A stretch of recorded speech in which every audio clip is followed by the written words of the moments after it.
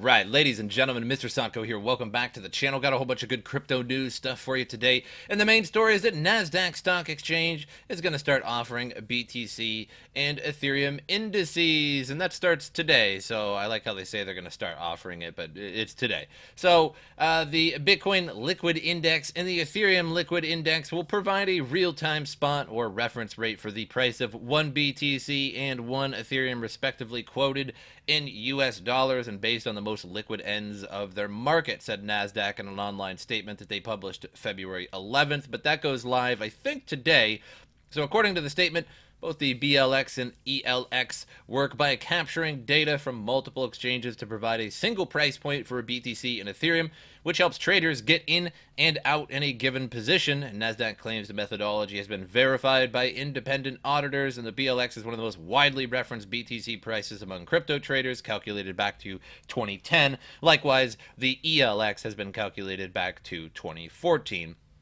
So the two indices were created by Brave New Coin. Nasdaq's latest move is seen as key to introducing cryptocurrency to traditional stock market investors on Wall Street and elsewhere, thereby driving mainstream adoption. So this actually is really good. Just the fact that it's going to be on the ticker that goes past with all the other stocks, BTC and Ethereum are going to be part of that now. And that's just, accepting the mainstream adoption now. So the stock exchange has swam against the tide and being drawn to crypto assets, starting with publishing analytical reports on Bitcoin and partnering with VanEck to launch Bitcoin futures. So Nasdaq, I believe, is the second largest exchange. And this is just all good for crypto, period. So this is NasdaqTrader.com. You can see how are the indexes, what are the new indexes, and it's one BTC, one Ethereum, respectively. So this is just on their website, I suppose, NasdaqTrader.com, whatever that is. But again, does show the frequency every 30 seconds they update it, and will be now on their tickers and on their websites and whatnot. So that just drives mainstream adoption. So really good for crypto. So next article here, U.S. government returns Bitcoin retrieved from a 2016 heist back to Bitfinex. So 110,000 retrieved out of 72 million, unfortunately, so not even close. But 28 BTC has been returned. So the amount totals to 110,000 in today's prices, which law enforcement managed to retrieve in November 2018. Since the well-documented hack in 2016, Bitfinex has collaborated with international law enforcement agencies to provide intelligence and assist with investigations. Bitfinex was alerted in November 2018 that the U.S. government had obtained Bitcoins believed to be proceeds from the 2016 hack. So in 2016, cybercriminals stole 120,000 BTC, 72 million, and one of the biggest ever thefts from a cryptocurrency exchange over 2 years following the hack of the Bitfinex platform. And today we see the results of clear and robust strategy and efforts of the U.S. government. So I always kind of like to think that maybe some people along the way pocketed a few. Maybe they took a little bit more and they pocketed a few. But there is, of course, the public ledger. But even the public ledger of Bitcoin is a little hard to follow and still requires quite a bit of analysis. And as long as you trade it around a ton of times, it gets virtually impossible to follow. But even still, I think the NSA is probably so far ahead of all of us that they're able to follow it with absolute ease.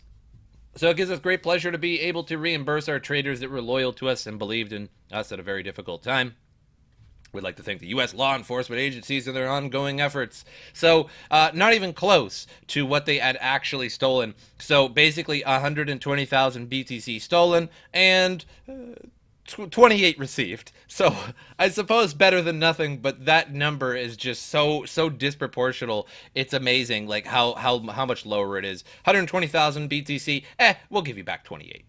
So moving on here. Warren Buffett, Bitcoin is a delusion, but blockchain is ingenious. So he's at it again. Billionaire investor Warren Buffett thinks blockchain technology is important, but remains far less bullish on Bitcoin. Oh, who would have thought? Boo-hoo. Oh, my. It looks like another old man that made billions of dollars in the traditional investment world. It doesn't like a new investment. Oh, these kids and their music and their low pants and their hip hop and their Dan Fogelberg.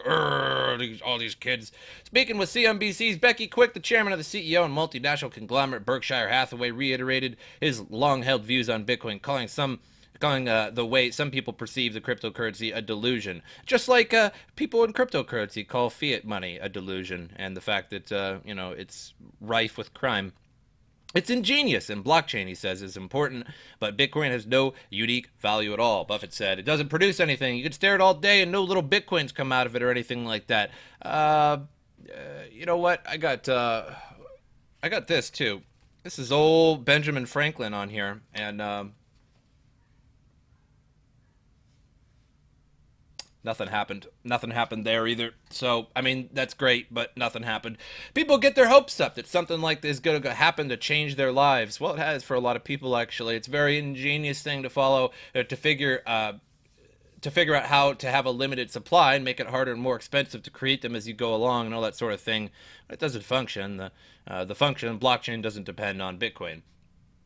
Well, no, that's true. I'm going to give that to him. Blockchain does not depend on Bitcoin, but Bitcoin is Bitcoin, and just because you can have blockchain without a token, that's fine. But Bitcoin is Bitcoin, so this is kind of apples and oranges here. If you're just talking about just blockchain alone, and then you're talking about blockchain with Bitcoin, gives it quite a utility. So what are you talking about?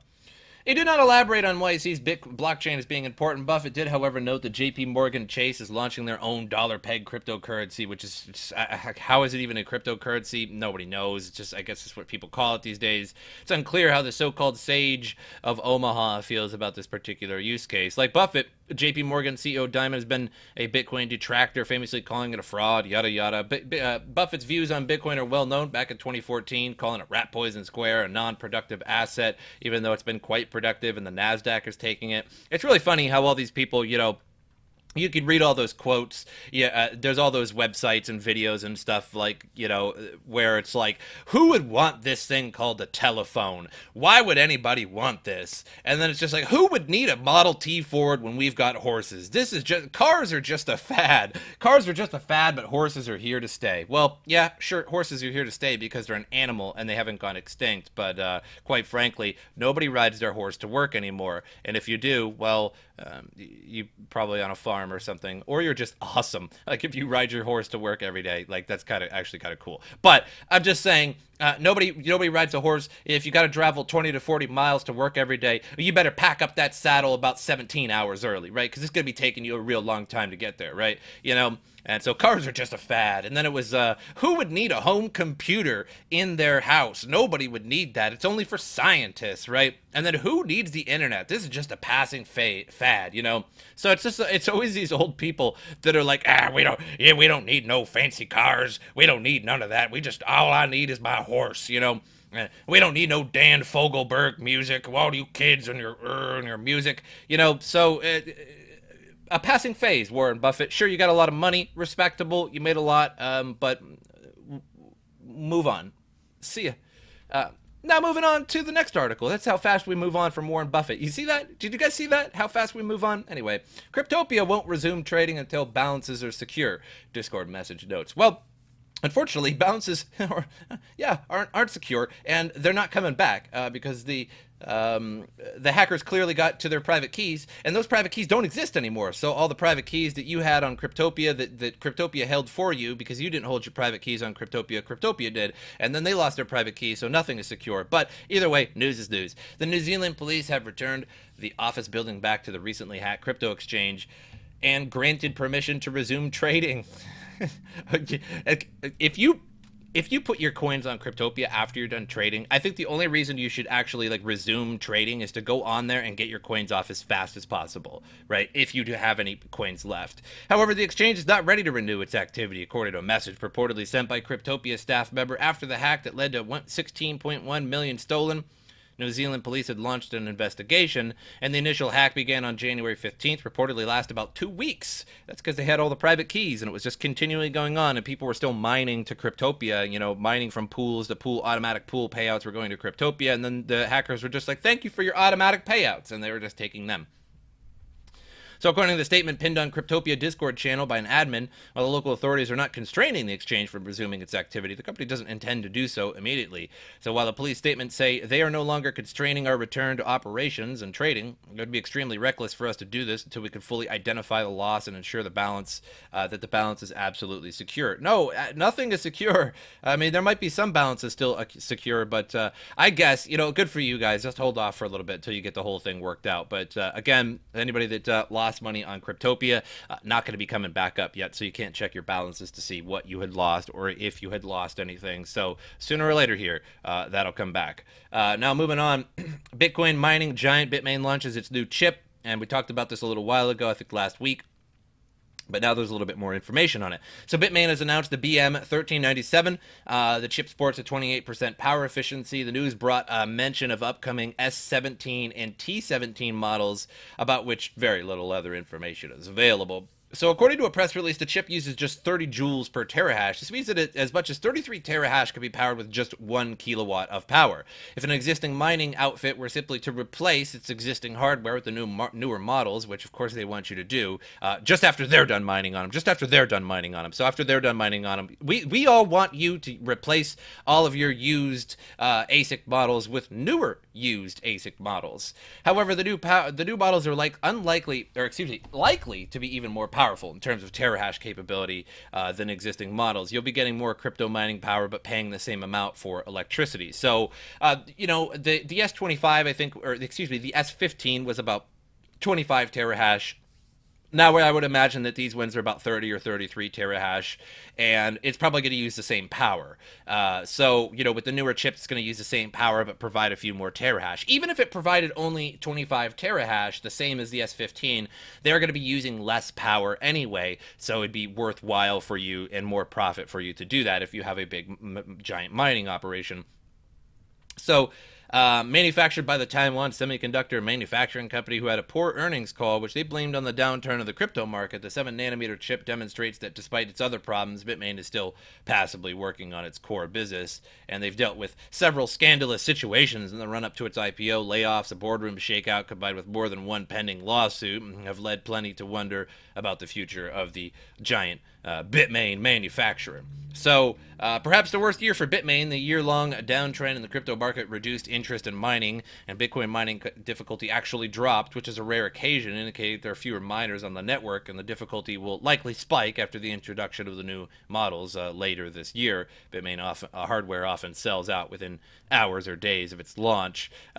So I think the difficulty will actually spike before they actually introduce the new models, because they'll be mining on them in secret for quite a while. And then they will sell them to you once they're good and used. They'll still be better than the previous used models, but they want you to replace your currently used models. I gotta get this correct. They want you to replace your older used models, okay, with newer used models, so that you can use those models and make them used. Ha, got it. I got it. I'm the best. I love it. Good job, Bitmain. I'm moving on to CoinMarketCap here. 131 billion market cap. Things are starting to turn around just a little bit. We kind of reached the bottom a little bit here, but things are turning around a little disproportionately, in my opinion. You can see XRP there jumping up a little bit too much, but we may have reached that bottom. Bitcoin SV jumping up. That's going to dump as well. So are we going to go lower? Are we going to go higher? Here's my prediction. We could go either way. Good stuff, right? So 3,887 Bitcoin. I was surprised that we didn't actually go a little bit lower than that, and that's good. So we're nearly at 3,900 Bitcoin. So more than we were a week or two ago. But other than that, you know, that massive little Bart Simpson there that doesn't look so much like Bart Simpson until you zoom in on it, and then it really does. But that's all I have for you guys today. Make sure you subscribe to the channel, like the video. That helps me out a lot. My social media in the description below. Follow me on those if you have them, if you get the chance. And that's all I have for you guys. Hope you guys enjoyed it. And as usual, I will see you next time.